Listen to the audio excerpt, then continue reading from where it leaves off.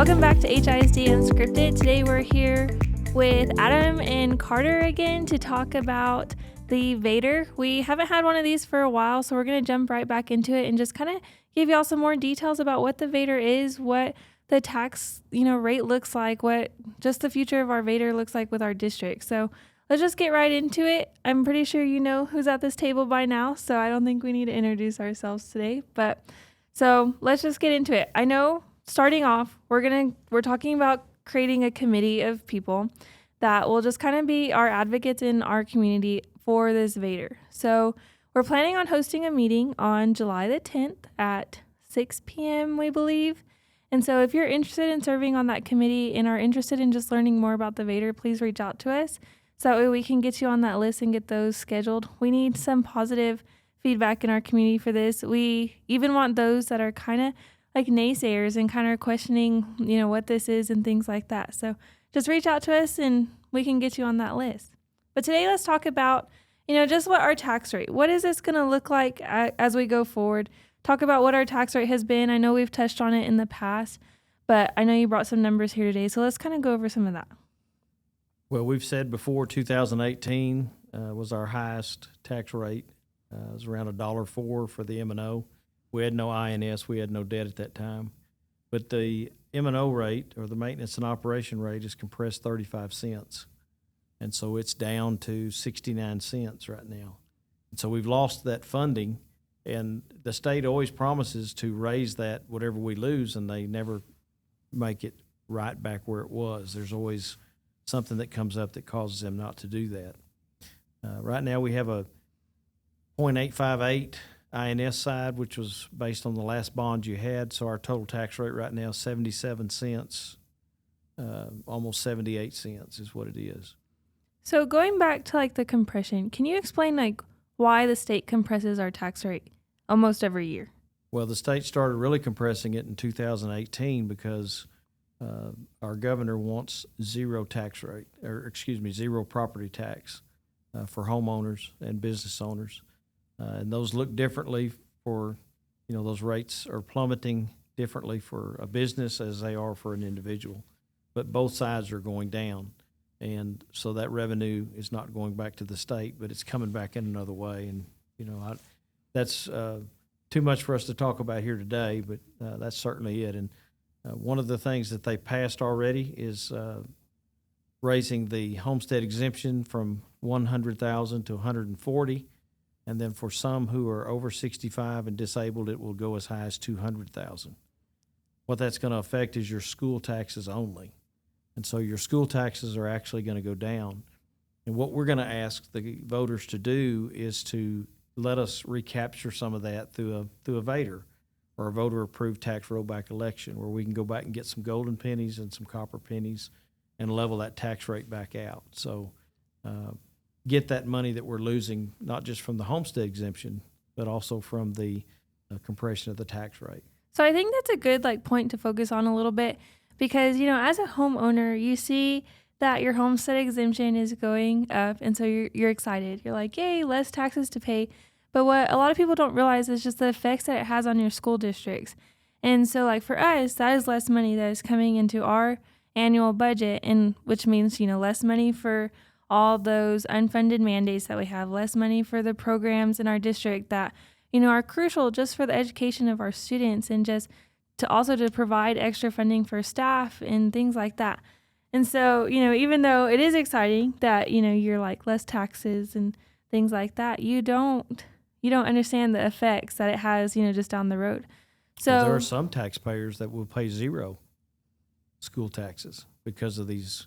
I've already been told, hey, I didn't pay any last year because of the $100,000 exemption. If they go up even further than that, then they're going to owe me money. So, and I don't think it's going to work like that, but people can see a zero and think, wow, I'm saving a lot of money. Well, who's taking the brunt of that? Well, it's your school district that's losing that funding. And again, we're not getting 100% back into our coffers. 100% is not going back. It's not apples for apples. It's not being leveled out the way that the state makes those promises, because there's always, after a legislative session, there's always more unfunded mandates that come up, more changes that have to be made, more things that have to be done. And now they've called another special election for July 21st. So, we'll see what else comes out of that. So we're losing money with unfunded mandates that are just constant every year. New things come up. We're losing money with, homestead exemptions and how that's increasing. We're losing money through compressions every year. So all around the board, the school district is just losing funds every year, and it just seems to be increasing as the years go on.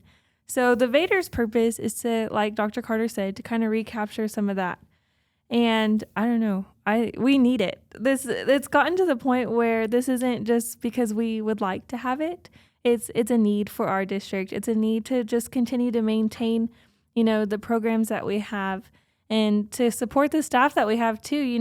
I know all of y'all know cost of living has gone up. I mean, how much does it cost now at Walmart for a bag of groceries and things like that? And so just to be able to also provide, salary increases for our staff, that's something that we're looking at, I believe. And last night we did actually raise some salaries. Yes. So the state required us to give 2 and 3 year or 3 and 4 year completed teachers $4,000 and 5 and above completed year teachers $8,000.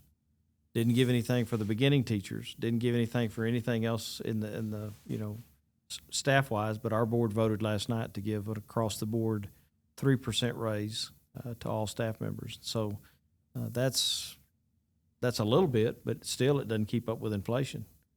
If we had these 12 pennies that we're talking about, the 3 golden and the 9 copper, we'd have almost $4 million more and could increase that and sustain it. The problem is not doing it for a year. The problem is sustaining it.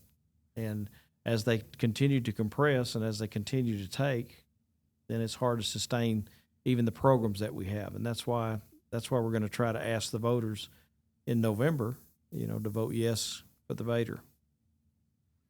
I just want to ask you a question. As a constituent, as someone that lives in the district, as someone who's a homeowner, what's your opinion of the VATRE? Oh, yes. I'm all for it. Of course, we've had these conversations, and I've had conversations with other people in the district, and why not? You know what I mean? Like, it benefits our kids, our community. And we talk about trying to bring teachers into our school district and what brings them other than what we have to offer as a school district, like what we as programs, the curriculum that we're teaching, everything that we have to offer. This has a direct impact on them too. So yeah, I'm all for it. 100%. Yes. Well, and I think, look at the newest program that we've offered here at Hereford ISD, which is our daycare for our staff. Mm-hmm. That has had a lot of great feedback. And, we've already, I don't know how many applications now that HR has just received because of that. And to be able to just continue programs like that, or to bring in new programs that, are just such a great benefit to just our community and our staff and our students, we can't do that without funding. And so we need this funding to help continue just the ones that we have and also bring in new things. There's a lot of comments all the time about, well, why doesn't Hereford ISD have this? Well, other districts have this. Why don't we have this? And it's just simply because we don't have the funds. We want it. It's not because we don't want it, but we need money to make it happen. I know daycare was a conversation that has been going on for several years, and we just decided, that we need to go ahead and get it done. It's probably going to cost us in the neighborhood of $300,000. We've done a lot of work to what used to be called Shirley, mm-hmm. That's now called HCAL. And, we've gotten those rooms ready. We've bought some furniture. We've worked on the playground. We have an inspection coming. That's going to be a great benefit for teachers that have kids that need to have an inexpensive place to put them. We're charging half what the going rate is, somewhere around $300 a child. And so that, again, is something that we're having to dig into our budget to try to pay for, and hopefully eventually be able to pay for it. And teachers' kids can go free, but we're starting where we are, doing the best we can. So, and I think you brought up a good point earlier when you were talking about being able to sustain it. Initially, we can get a lot of things started. Right. It's keeping up with it, right? We can say for 2 years we can, as a school district, we can do this now. But how do we keep it going for year 3, 4, 5, 6, and 4 on? And I think it's important to understand that money's got to come from somewhere. Yes, it does. And this, again, this is an opportunity for us to have some local control over revenue that won't go away. It will always be there. If they keep compressing it, it'll always be there. We'll add those 12 cents back in as we need them. And so, to me, it's an opportunity for us to take back some local control and fund some things that would be beneficial to the district. And that's why we're pushing hard. On July 10th, we're going to have a group of people and hopefully put together some brochures and some maybe another podcast or two, and go out and start talking positively about, what we're trying to do. We're going to try to get the ballot language out early so you can see it, so you can ask questions about it. And if you don't understand it, we can try to help you find the yes column on that ballot. Because trust me, the lawyers write those ballots and they're very confusing. And, we're just asking for you to vote yes and give us the funds that we need. Let's go back for a second and talk about how the 12 cents won't go away if we pass that. How we don't have to use all the 12 cents at once. Right. I know we've kind of talked about it, I think, before in podcasts, but let's dig a little deeper into that. So, the state compresses and takes away some of our funds every year. But if we do the VATRE, as far as my understanding, if we pass the 12 cents, they can never be taken away, correct? That's correct. So, and then if we pass 12 cents, if we don't need all 12 cents at once, or if we don't want to use, kind of explain that a little bit. What I would suggest, and what I've talked to the board about, is that every time we go out for an election, it costs us money. Okay, we have to pay, our school board election this last time cost close to $15,000. So every time you go out for a VATRE, unless you go for all of it at once, you're going to have to pay for an election every time you go out. That's not cheap. That's expensive. So what I proposed to the board was, let's go out for the full 12 cents and then just use them as they compress. For example, if this year the state decides to compress the M&O 3 cents, we'll take 3 cents out of that. And that'll leave 9 cents over here that we can pull down next year. If they compress another 3 cents, then we can pull down another 3 cents. And what it'll do is hold the tax rate. In that example, it would hold the tax rate at 77 cents. So that way it will not go up. What I won't do is put 12 cents on it immediately. Just whatever the compression is that year from the state is what we will do. So in simpler terms, it means that people's taxes won't go up based on their school tax. Obviously, their appraisals will probably go up with their house, and which does mean property taxes go up and things like that. But on the school side, we won't be the cause of a higher tax rate. Well, tax rate's based on valuations as well as a tax rate. Your tax bill is, our M&O has gone down 35 cents since 2018, but your taxes have gone up because of the valuations of your property. And so I understand what people say when they say, my taxes went up, but you said they wouldn't. That's not what we're saying. What we're saying is the rate will stay the same. For example, right now, at first they were talking about a 6 cent compression. Now they're talking about a 3 or 4 cent compression. They haven't voted that in yet. That hasn't been approved. But if the voters approve all 12 cents, then we'll just take the 4 or the 3 or the 2, whatever it is. And we'll start with the golden pennies because they're the higher yield. Those 3 golden pennies will generate $2 million. The other 9 cents generates close to $2 million. And so $4 million altogether at the current rate. And so, that's what we do. And you have to decide, do you want to keep paying for an election every time we ask, or do you want to let us have it, keep it in the bank, and then use it when we need it? Anyway, we'd like for them to come out for that meeting. Mm-hmm. In that meeting, again, we're going to do some groundwork, and hopefully we'll call that a political action committee, and that political action committee will then help us decide, should we go out for a bond? Is it time for us to build a new high school? What will that cost? And hopefully that group of 40 or 50 or 60 people, however many people want to be a part of that, can help us go that next step with a bond as well, not just a VATRE, but a bond as well. And I think, talking about VATRE, this is not just a, 1 year, 2 year thing. We're looking at the bigger picture as we go forward. Right. I know we've talked about, you bring in the bond, how the VATRE can help us reach our goals in the future if we do ever go out for a bond. So, the planning for this VATRE is not short term. It is a long-term solution to a lot of problems that our district is facing. And so, just being able to have access to that is a huge accomplishment for our district. And like Dr. Carter said, if we can do it all at once, then we, don't not necessarily waste, but kind of waste money just on, elections over and over again. Well, for the VATRE, that would be a waste of money, especially since you can do it and approve it all at one time. Mm-hmm. I had a meeting this morning with the CFO, and she came in and said, "Do we really need this?"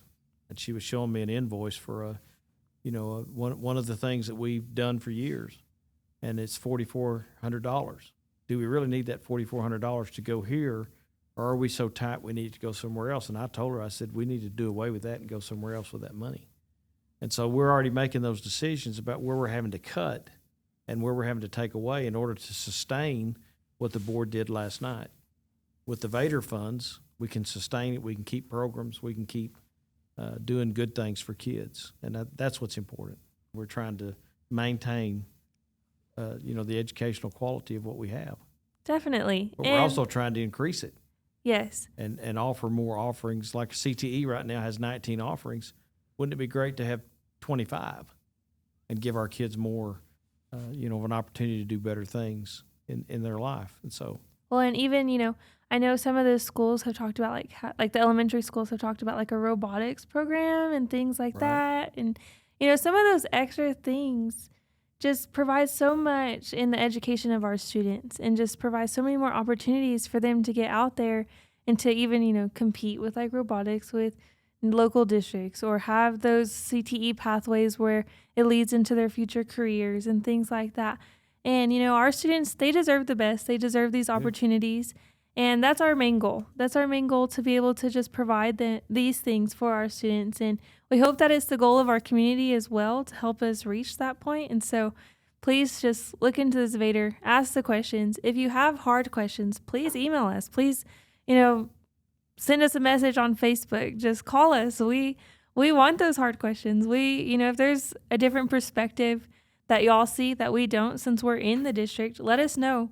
So that way we can kind of address those. And also just maybe other people have the same questions too. And we can answer them, on a podcast or in a post or something like that. So don't be scared to reach out. If it's negative, it's okay. We welcome them.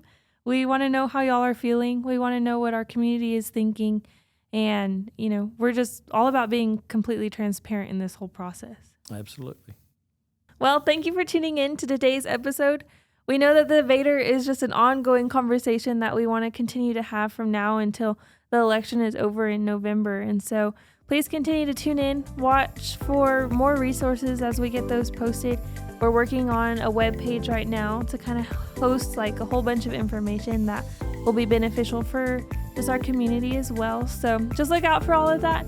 Ask us the questions. You can email us at HISD Communications. HISD Media. HISD Media.